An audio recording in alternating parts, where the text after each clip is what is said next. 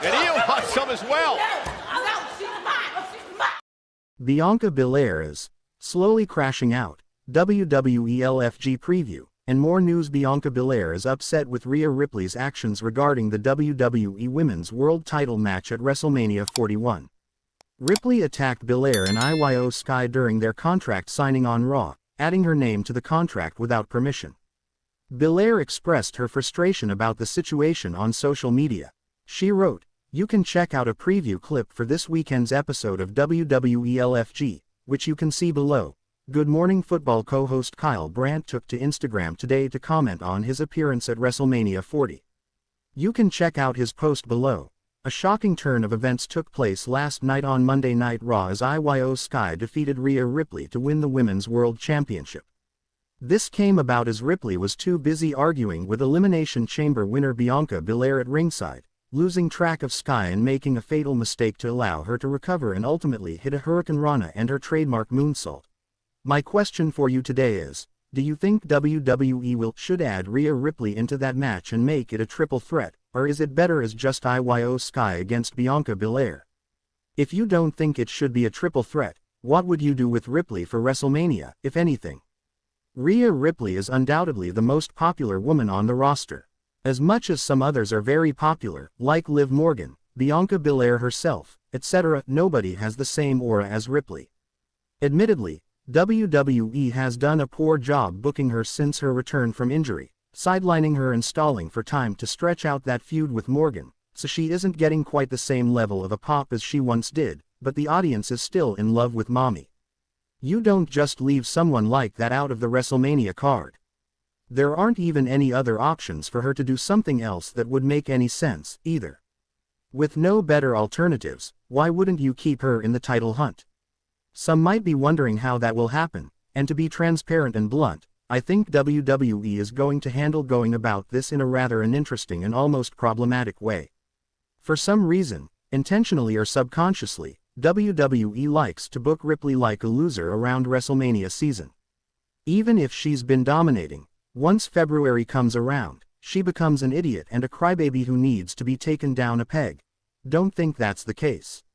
I'll remind you that in 2020, Ripley is dominating in NXT like no other and coming off the hottest streak she had been on, and she begs Charlotte Flair to challenge her. What happens? Flair beats her by submission. Ripley is crying in the ring and after in a promo, and then, Ripley takes the fall in a triple threat against Flair and Iyo Sky at NXT in Your House soon after. 2. 2021, she beats Asuka, which is a step up, but they put little to no effort into that story. 2022, she loses alongside Liv Morgan in a multi-team match. 2023, she beats Flair, who berates her the whole feud and talks about how she had beaten her the last time. Last year, she retains over Becky Lynch, only to be taken out of action soon after. This year, Flair already belittled her, and now, we've got Ripley crashing out after losing the title and calling herself stupid. I don't think WWE is aware of how much of a loser they make her look sometimes, so I don't think WWE is going to realize how it'll also make her look like a sore loser if she whines and complains about Bianca Belair's interference and asks Iyo Sky to extend her the same favor of respect in granting her a rematch, but I think that's how WWE is going to do it. What would I do instead? Well, to be honest, I wouldn't have had Iyo Sky involved in this at all, and I would have built up Belair-Ripley way more in advance to make that a viable singles feud. But if WWE were to hire me to the creative team today where I can't undo any of that, I would lean on Iyo being the one to bring up the rematch idea herself. Make her a fighting champion who wants to be up against the best and who feels like she needs to prove that without that interference, she would have still won. Then, Belair can get involved, leading to a non-finish, and Pierce can just make it a triple threat. All this to say, that's because I don't think Belair against Sky is important or interesting enough on its own for the marquee without Ripley. As much as people within the Smark bubble love Sky, and as much as casuals can look at her and go, wow, she's fun to watch, she just doesn't have the same level of popularity and overall appeal to suddenly swoop in and completely replace Ripley on the grandest stage of them all like that. We're not talking about AJ Styles beating Jinder Mahal to set up a better match against Brock Lesnar here. Most casual fans would see this as a downgrade to go from Ripley, Belair to Sky, Belair, but they'll think it's an upgrade if it's Ripley, Sky, Belair altogether. Naomi confesses the truth to Bianca Belair on SmackDown.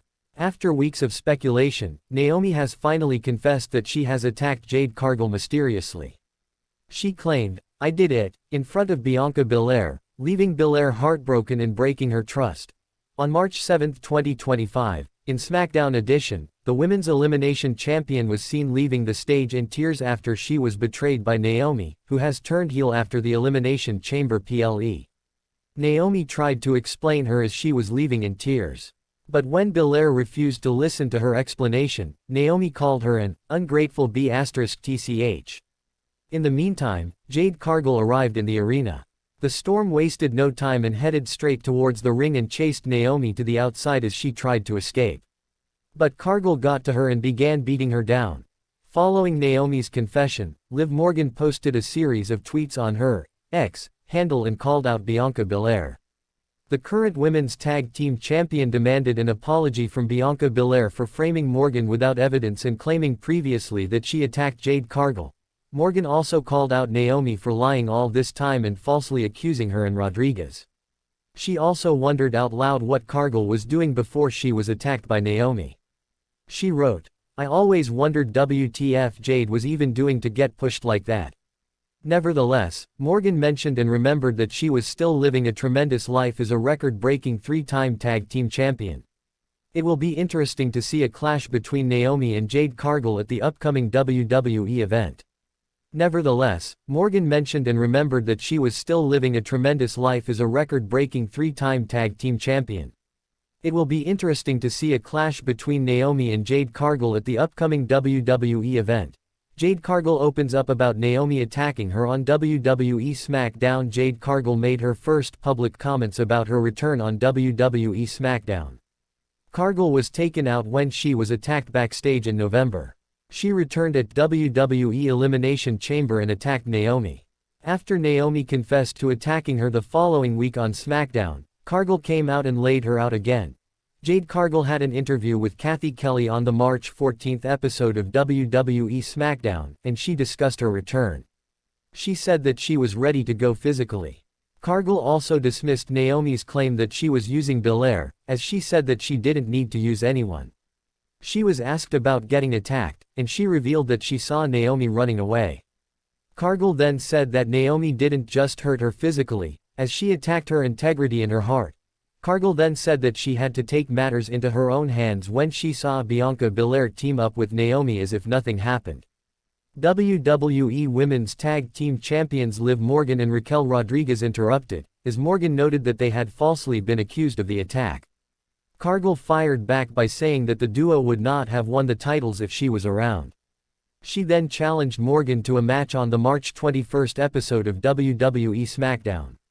Jade Cargill's attacker confesses to her crime on WWE SmackDown. Jade Cargill's mystery attacker confessed to their crime and felt the wrath of the Storm of WWE. Jade Cargill was at the top of her game in her first year